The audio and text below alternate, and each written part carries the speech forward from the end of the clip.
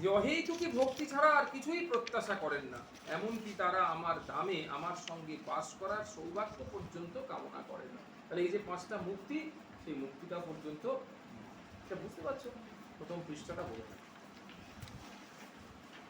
প্রবাজিকা মোক্ষপ্রাণা মাতাজি বলছেন, আমরা যদি শ্রী শ্রী ঠাকুরকে ভালোবাসি তবে প্রথমে চারপাশের মানুষগুলোকে ভালোবাসতে হবে। অহংকারকে দূরে ফেলে সকলের সঙ্গে মিশতে পারলে এবং অন্তরে অন্তরে পবিত্র থাকতে পারলে কোনো দিক থেকেই কোনো ভয় নেই। যে এটা কপিলদেব বলছেন তার মাকে, দেবাহুতিকে, বলছে মন্দিরে দেবার্চনা করছে, হাজার হাজার টাকা দেবার্চনায় ব্যয় করছে, কিন্তু বাইরে জীবন্ত ভগবান রূপে আমি যেখানে প্রকাশিত হচ্ছি তাদের দিকে ফিরেও তাকায় না, তাদের সেবার জন্য কিছু ব্যবস্থা করে না। তাহলে এই অর্চা বিগ্রহের সেবা এটা কেমন? এটা হয়ে গেল বিড়ম্বনা মাত্র। এটা একদম কপিল দেবের শ্রীমুখ নিশ্চিত বাণী। যে বাইরের সেবা হচ্ছে বন্যা ত্রাণ, বিশাল বন্যা হয়েছে, সেই বন্যায় অগণিত মানুষ তারা ভেসে যাচ্ছে, খেতে পাচ্ছে না।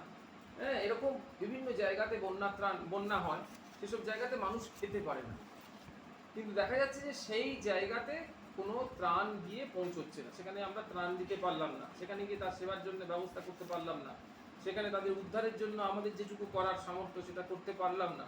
অথচ আমরা হাজার হাজার টাকা অর্চা বিগ্রহের সেবায়, বিগ্রহের যে ভগবানের বিগ্রহের সেবায় আমরা যে ব্যয় করছি, এটাকে কপিল দেব ভাগবতে বলেছেন, এটার নাম হচ্ছে বিড়ম্বনা মাত্র।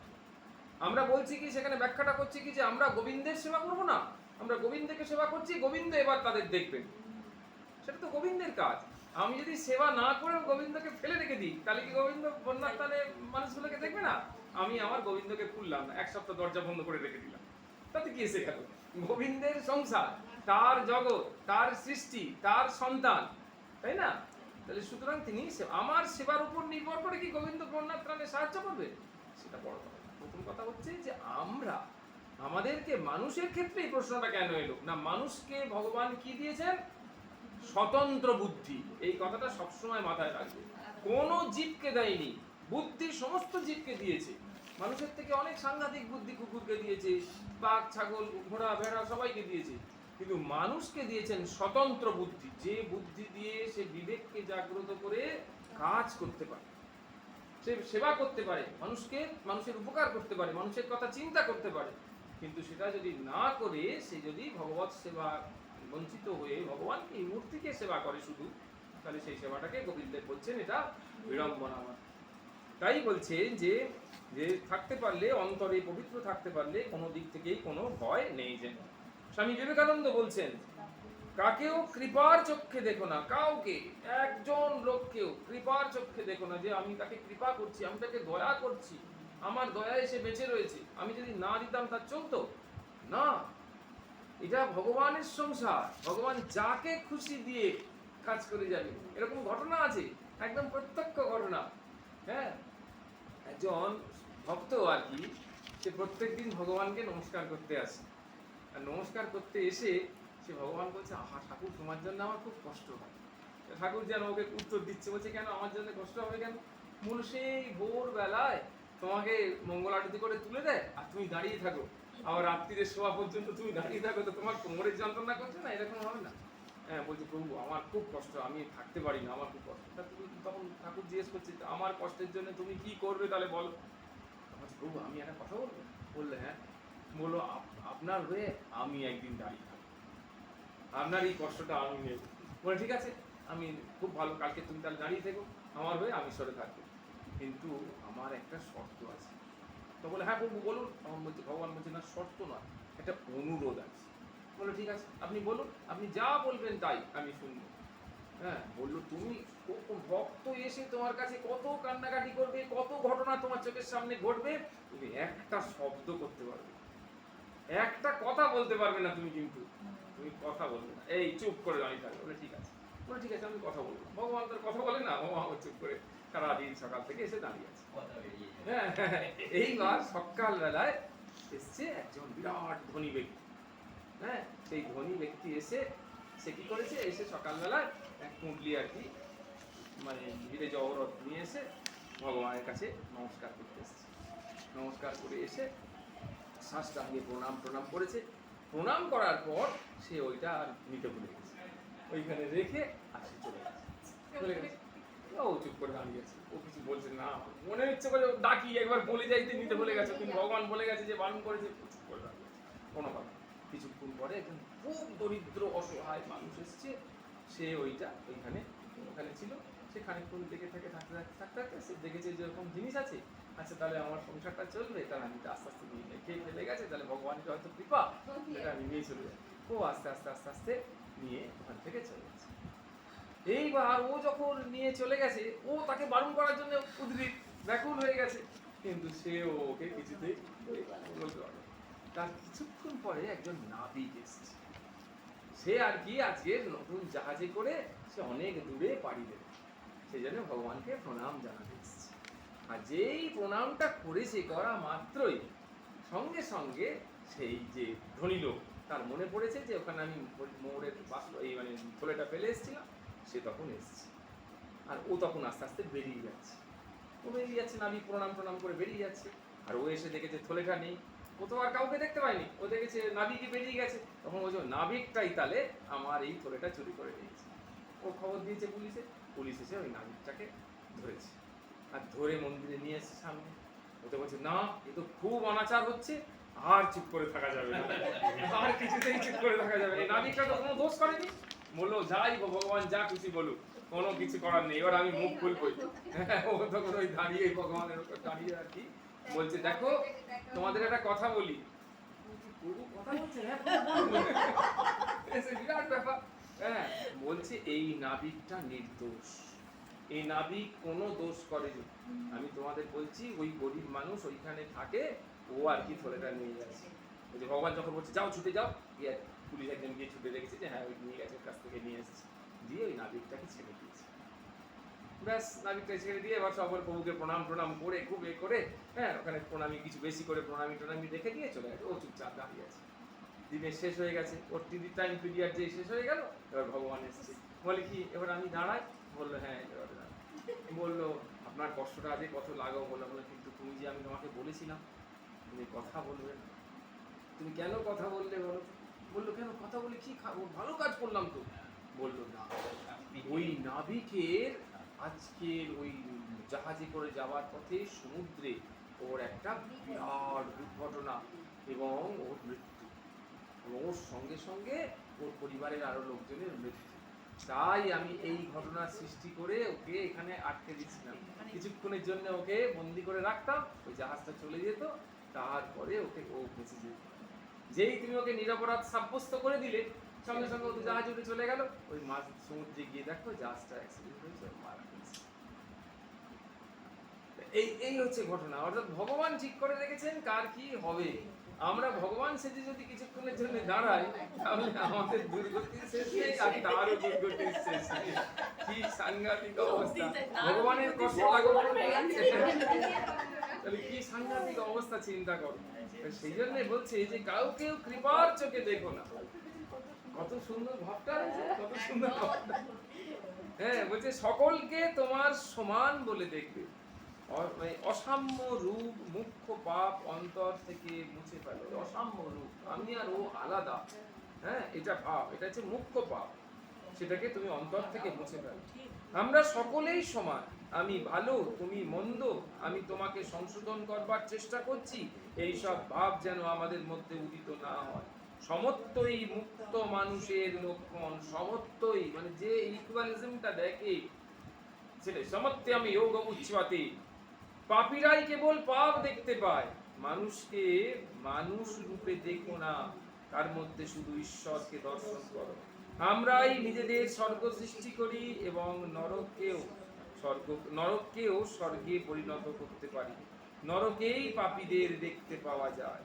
যতদিন আমরা আমাদের আশেপাশে পাপীদের দেখি, ততদিন আমরা নিজেরাই নরকে আছি। একদম সব জায়গাতে আমরা দোষ অপরাধ এইসব দেখছি, কিন্তু ভালোটা কিন্তু দেখছি না, যে এর মধ্যে কোথায় কোথায় ভালো আছে, কি কি ভালো হচ্ছে, সেইটা এই ভালোটাকে খুঁজে নিতে হবে। মা সারদা খুব সুন্দর করে বলেছে, বলছে দোষ দেখতে দেখতে, অপরাধ দেখতে দেখতে, অন্যায় দেখতে দেখতে একটা দোষ দৃষ্টি হয়েছে, তখন সেই দৃষ্টি যেদিকেই পড়ে সেদিকে কেবল দোষই দেখে, খারাপটাই দেখে, মন্দটাই দেখে, কিছুতেই আর ভালোটা দেখতে পাবে।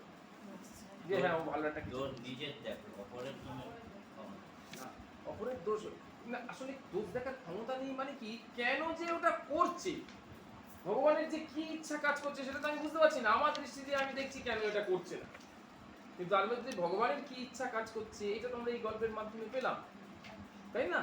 নাবিকটাকে বাঁচিয়ে দিল, আমরা সবাই কি এই গল্পটা শুনে কি ভাবলাম যে আহা দেখো কত সৎ মানুষ, ওর জন্যই তো আজকে নাবিকটা বেঁচে গেল, কিন্তু ভগবানের পরিকল্পনা কি, ভগবান কিছুক্ষণের জন্য নাবিকটাকে দোষী বানিয়ে ওই পুলিশের কাছে রাখতে ব্যবস্থা করেছিল যাতে জাহাজটা ছেড়ে চলে যায়, বিপদটা কাটে, তারপরে ওকে ওই প্রমাণ করিয়ে দিত এবং ওকে ছেড়ে দিত, তাহলে ওর প্রাণটা বেঁচে যেত, এটা ভগবানের পরিকল্পনা।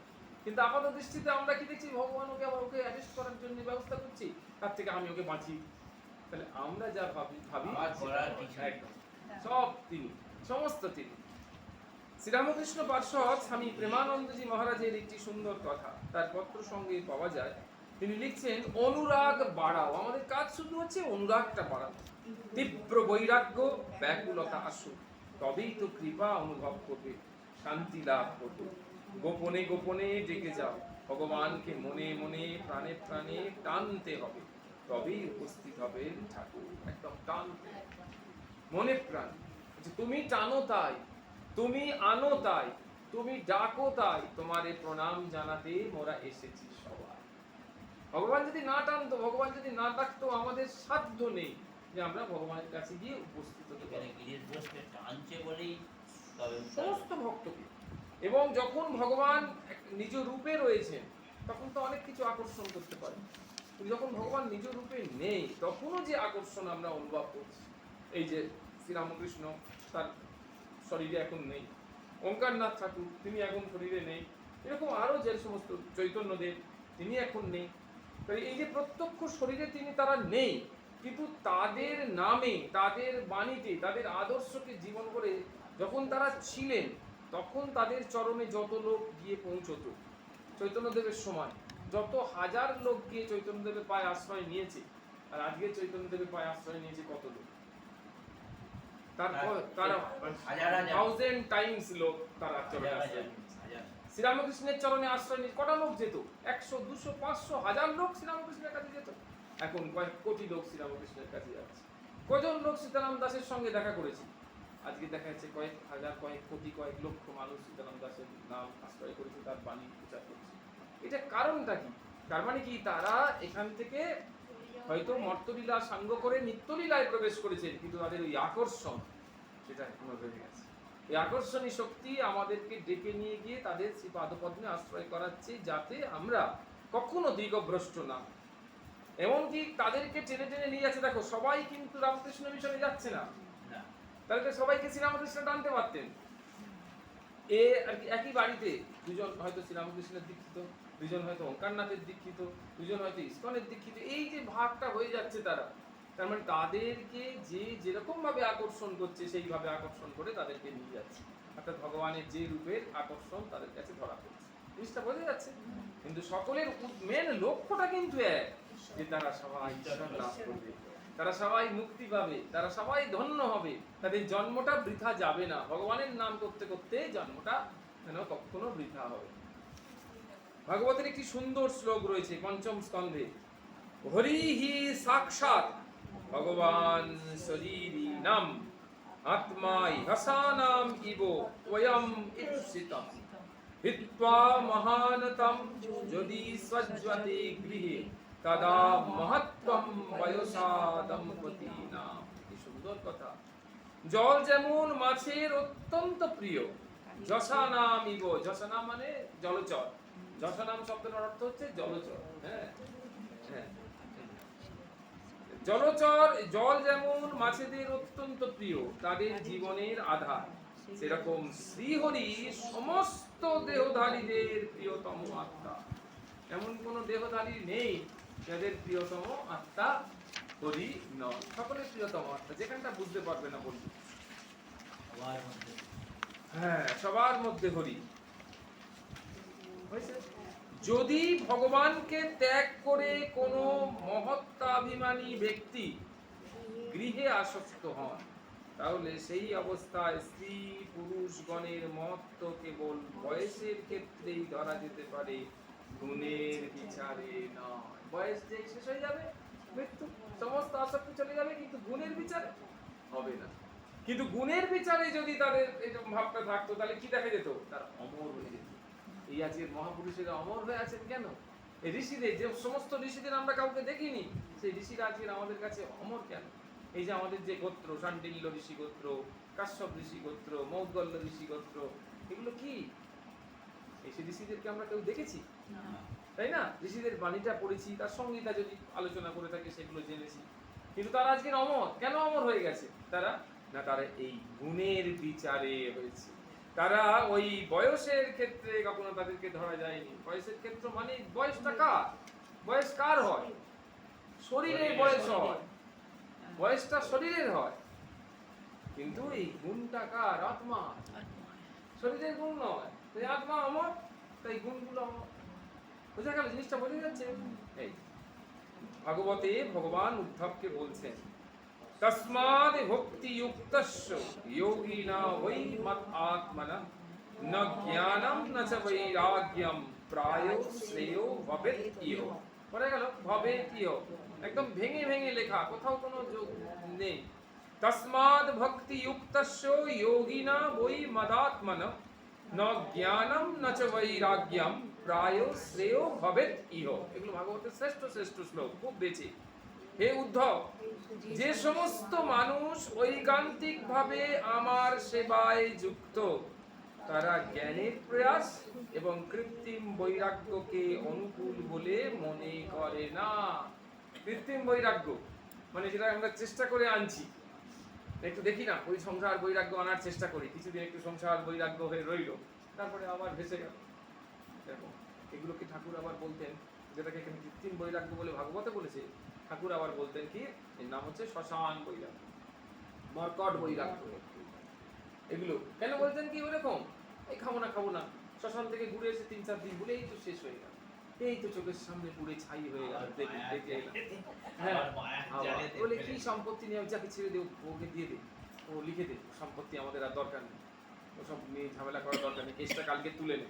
এইসব করে 3-4 দিন পরে এরকম, 3-4 দিন পরে আবার গিয়ে, আরে কেসটা তুলিস নি তো, খবরদার, ও ভালো করে টাইট দিতে হবে।